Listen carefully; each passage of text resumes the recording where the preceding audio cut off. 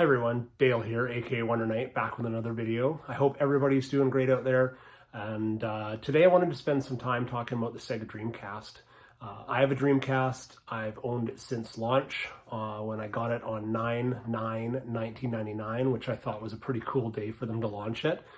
But I don't have a lot of Sega games displayed in the game room, and with some reorganization I did, I've got a shelf now where I can display some of my Dreamcast games. The Dreamcast for me was a system that I thoroughly enjoyed. It had a modem, it had some connectivity for the internet, you could play online with other people. It was the first console to do so. And it also was more powerful, obviously, than the PlayStation 1. It had games that I wanted: Resident Evil, Code Veronica, Sonic Adventure, Soul Calibur. It had a great library of games, and the system, when it came out, I was consistently playing my Dreamcast. I'd play online, playing NFL 2K, which I thought, was a great competitor to Madden, and they did a great job with that. Playing Sonic, playing House of the Dead 2, just many games that had a real long-lasting impact. And the console for me will always have a special place in my heart because it just was one of those consoles that I just thoroughly enjoyed playing it. When I got my Dreamcast, it was all I was playing for the longest time. It was new, obviously, but it was also one of those consoles that just I had a lot of fun with. So what I wanted to do is go through my Dreamcast games, because I've got them on a shelf in the game room now, and just show you guys what I have for the Dreamcast and show you a bit of footage on the CRT from it, and really just enjoy talking about the Dreamcast today. So here's the Dreamcast console. I just unhooked it and brought it down here so I could show you guys. This guy's been with me for 25 years, and it's in really excellent shape. I've taken care of it. Sometimes they get discolored like the Super Nintendos do, but this one, obviously, for some reason I must have kept it out of the sun because it's in really no discoloration at all. There's the modem on the left there, and the back ports for plugging in and for audio video. But yeah, it's in great condition, and I'll keep it that way. This little guy lights up when you turn it on, and you got your 4 players on the front, and your tray opener and power button. The controllers were kind of a unique design that they did for shape. I didn't find it was hard to play with this controller. It was quite comfortable. And then also the VMUs that they added in when these came out. These little guys are the memory cards, so I think you could play little games on these with certain games, like take it with you, and there's a watch battery that goes in the back here. But these plug in the controller back here. Let me just plug that in. And then you've got your little screen there for certain games, had certain things you could display on that screen, whether you were playing Madden. You'd have your plays, you could call your plays on that screen if you were playing with somebody over at your house, so they couldn't see what plays you were calling. And other games had different features with that VMU as well. So it's kind of an interesting technological memory card advancement that they did that was kind of neat. And the batteries would die, like holy cow, they went through batteries like crazy, but if it was plugged into the controller, whether the batteries worked or not, it was on. So that was decent. You just didn't, it worked out well that way. And then, back when these consoles were a thing, you had rumble packs. So, obviously, with the N64, you had to plug in a rumble pack. Same with the Dreamcast. This is the rumble pack here. So the controller had 2 slots.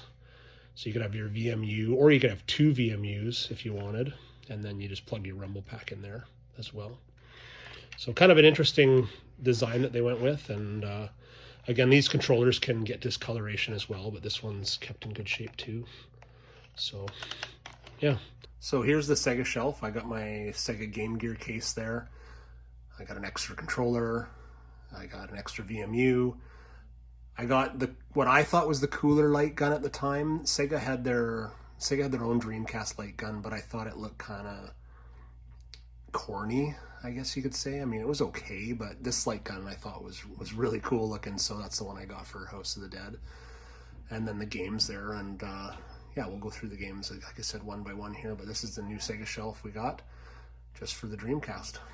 And here's the games for the Dreamcast that I got, proudly displayed again in the game room. Starting with Resident Evil Code Veronica, one of my favorites. Like I said, big Resident Evil fan, and playing the PlayStation 1 Resident Evil games versus this, when this came out, I was really excited because just the enhancements, the graphics were better. On the Dreamcast, everything was kind of improved. So Resident Evil Code Veronica was a fantastic leap forward for the series. So yeah, again, pretty good shape all the games are in too. So next, House of the Dead 2. A lot of fun with the light gun. I mean, you could jump on and just kill a bunch of zombies. So it's the arcade had House of the Dead games at the arcade, but being able to play at home was pretty enjoyable, just to hop on and, like I said, just shoot a bunch of zombies and have a little fun just sitting back doing that. House of the Dead 2, another great Dreamcast game. And here's one everyone will know, Sonic Adventure for the Dreamcast. Another awesome game. Seeing Sonic on the Dreamcast for the first time was it was beautiful looking game, and a lot of fun. Sonic Adventure, Dreamcast version, great title. This wasn't a game, but this came with the Dreamcast. I believe it was the web browser, so if you wanted to go on the internet, you could pop this in and use it to go on the internet and do different things. Back in 1999 with the dial-up modem. So, there's a bit of a story with 2K1. When this came out, I was so excited for it, and for some reason I couldn't get it right away in Canada. I think I was being quite impatient for it, and I don't know if it was the stores were sold out or if it was just a little slightly delayed. So I was just too impatient. I basically said to my girlfriend, who is my wife now, let's hop in the car, and we're driving to Bellingham, which is fairly close to where I used to live. So we drove down to Bellis Fair Mall and grabbed my copy of this and drove back home. It took us, it's probably an hour and a half or hour, once you get through the border, maybe a couple hours to Bellis Fair Mall. And I grabbed my copy of this and got home and started playing NFL 2K1. And remember the on the way back, the Canadian border guard was letting us back into Canada and asking us why we were down in the US. And I was like, well, I had to go get this game. And he was having a pretty good chuckle and also a bit of shock. Like, he's like, you drove down there all the way down there to get a game? And I'm like, yep. And he's like, well, that seems kind of odd to me, but fair enough. But so then he made us pull over and obviously pay duty and taxes on it. So in the end, I ended up paying way more than I needed to. But it was a fun trip to remember, going down there to get 2K1. So yeah, great football game. Sega Rally Championship. Another fun racing game that Sega had out for the Dreamcast, a rally game. A lot of fun racing around with those rally cars. Again, it was just a really pretty game, and Sega made some really good rally games back then too. So, yes, this was a great game for the Dreamcast, Soul Calibur. So yeah, I think it was a launch title, and I'm pretty sure I picked up Soul Calibur and Sonic Adventure when I got my system. And yeah, this was an awesome fighting game for the Dreamcast. Had a lot of fun playing that, and it was a fantastic title to have at launch for the system as well. So yeah, Soul Calibur, check it out. Oh, it's a fun game. Crazy Taxi. A lot of good music in this one. A lot of fun just to hop on and play Crazy Taxi. So that was another really good Sega title they had out for the Dreamcast. That was just a lot of fun to hop on, play, not really have to think about it too much, just drive around, have some fun. So yeah, Crazy Taxi. And last but not least, Phantasy Star Online. I mean, this is basically the world's first console online RPG, I believe. And yeah, it was such a fun game to hop on with your friends and play some Phantasy Star with your buddies in an online setting. And what a game it was. I had a lot of hours spent on playing Phantasy Star, and it was just another amazing Dreamcast title. Thanks everyone for watching my Dreamcast collection video. It's too bad the Dreamcast didn't have the support it needed from third-party developers, and because it may have lasted a little longer than it did. It was such a great system.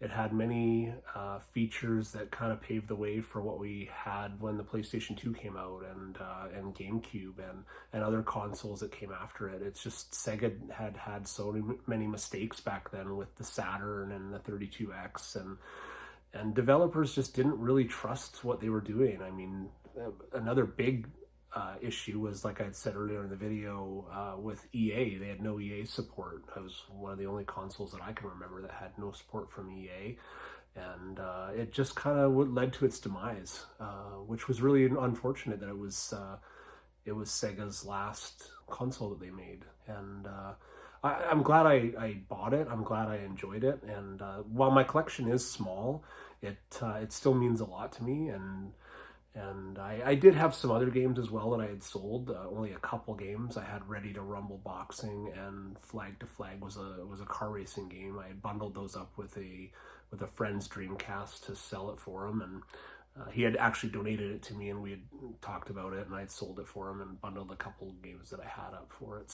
Thanks so much for watching the video. It's an honor to do these videos for you guys. I thoroughly enjoy it, and I hope you do too. Leave me a comment below. I always will respond to them. And I'll leave you with some footage of the Dreamcast on my CRT at the end here. And I hope you enjoy that as well. Have a wonderful day playing games, enjoying video games, and escaping reality a bit, and getting into these worlds we love so much.